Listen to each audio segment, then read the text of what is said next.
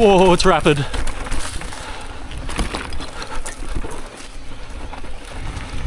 Whee! Alright everyone, welcome back to my channel, and it's new bike day, which I wasn't expecting to get a new bike, but certain circumstances meant that my Heckler SL was no longer fit for purpose. So here is the new rig.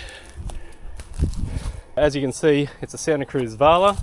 I've done a completely straight frame swap with my Heckler SL, and everything is carried over off that build apart from the shock. It's a different shock on this bike because they've gone to a horse link layout from their usual VPP, and it's a trunnion mount, so the Super Deluxe off the Heckler, while it was a great shock, did not fit, and I've gone with a Vivid Ultimate coil.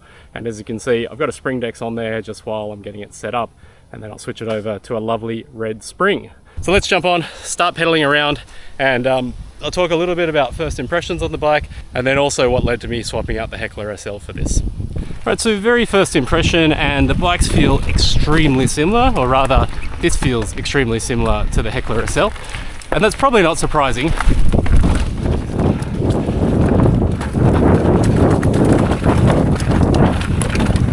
As I was saying, that's probably not surprising because the geometry is extremely similar. So head angle, reach, BB height are all very close.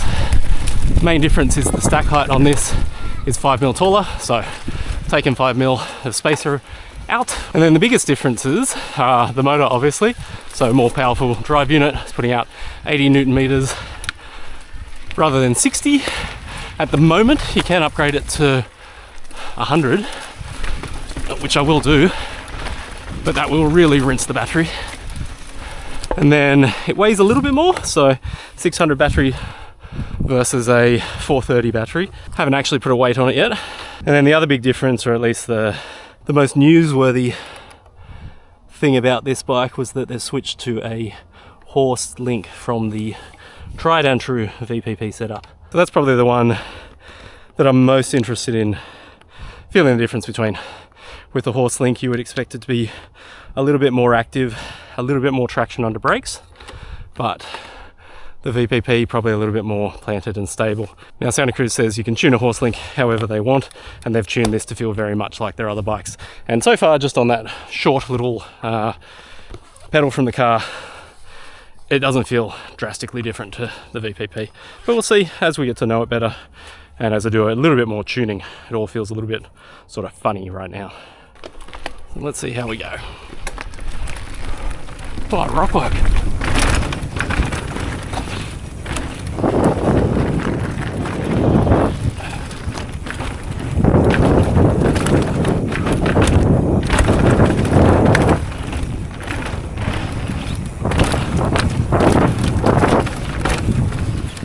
Slow the rebound down one click. Feels pretty good down there. I can notice that it is a tad bit heavier, but definitely doesn't feel like those sort of proper heavyweight 25 plus kilo e-bikes. I think this will be around 22 with the build I've got on it now.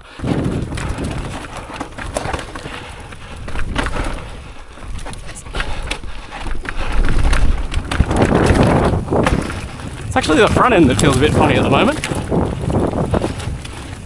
which is a bit strange because I haven't changed anything to do with the fork.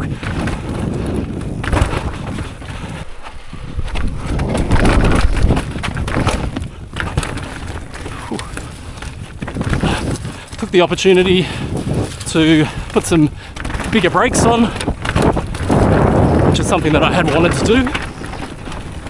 So Mitch had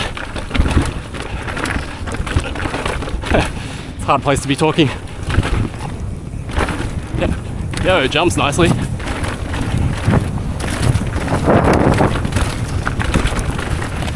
Ooh. So Mitch had a set of Maven Bronze off one of his bikes, and we've put those on. They're a huge upgrade over the codes. Probably should have done that a while ago.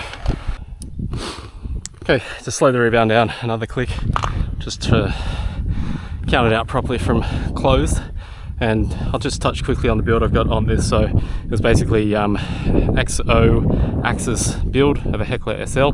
So that meant it's got the reserve carbon wheels, XO transmission drivetrain, and then we put Zeb forks on it. They're still at 160, might go to 170. We'll see sort of how it rides.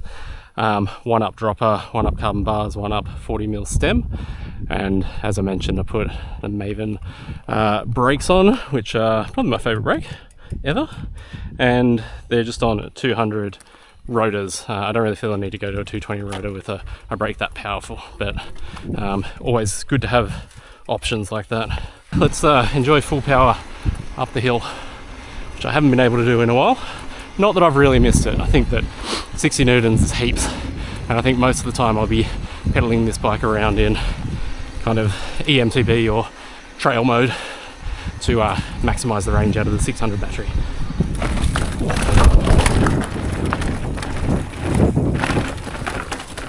Haven't ridden this in a while.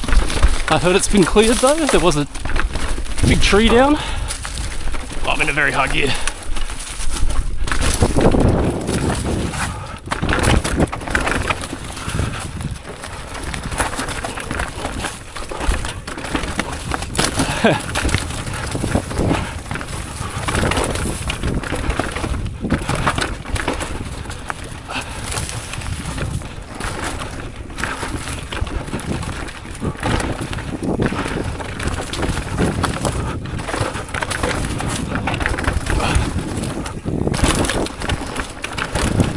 Yeah, feels pretty good with that little rebound change.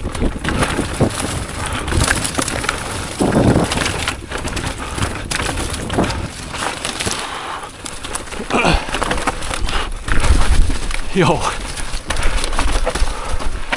Alright, we're feeling it. There is a little bit of noise coming from the front end, so I might just check the tension on the headset.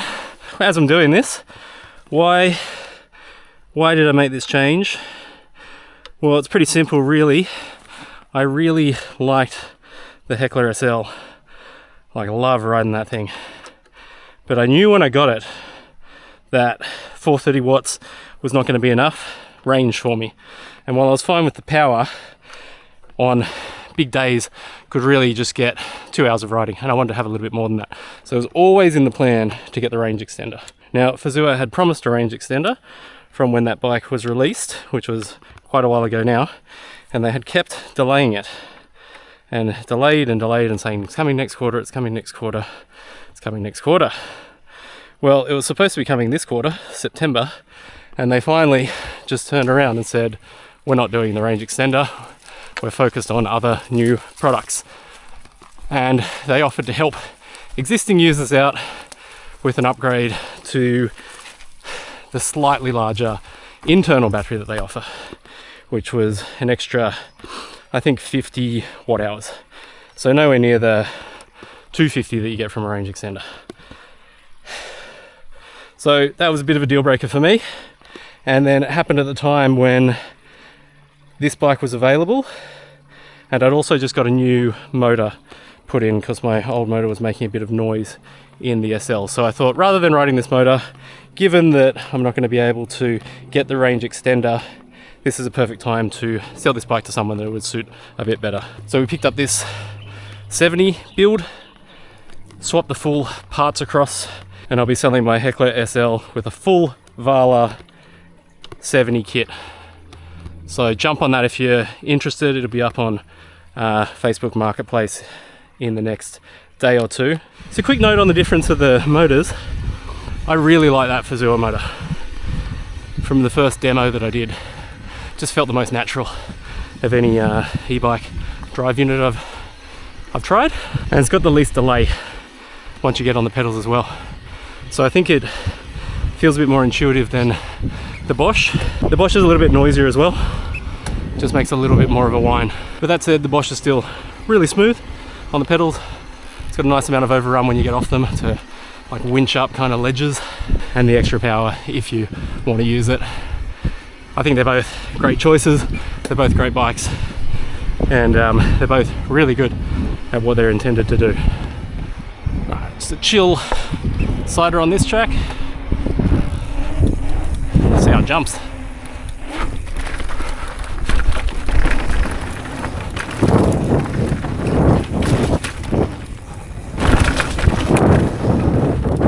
Pretty nice. Yeah.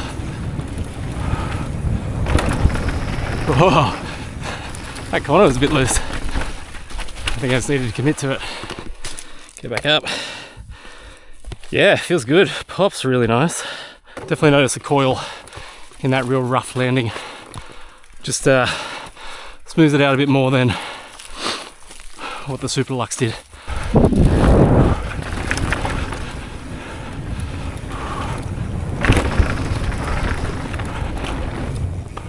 Yeah.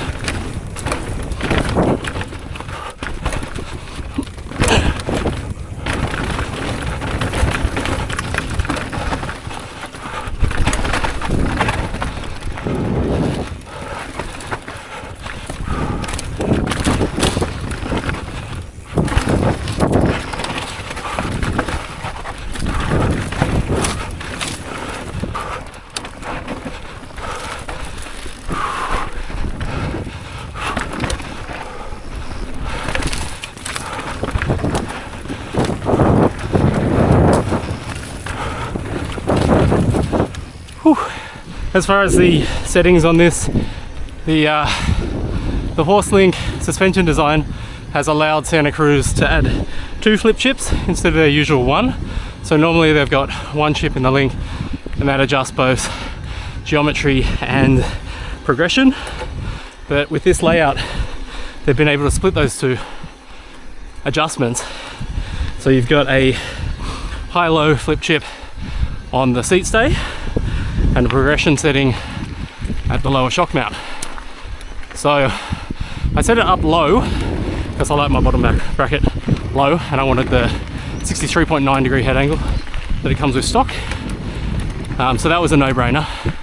And then I put in a high progression setting because I'm running a coil shock, but I definitely want to experiment with both high and low. I am running a Sprindex on this, which is just for now until I decide on the spring rate, and then I'll get a nice shiny red spring. But that's been super convenient for just quick adjustments on the fly. It does feel fairly good right now, and if I never changed it again, I'd probably be happy, but it's worth, just for completeness, trying all the options available to you. I said I wasn't going to use boost on this bike.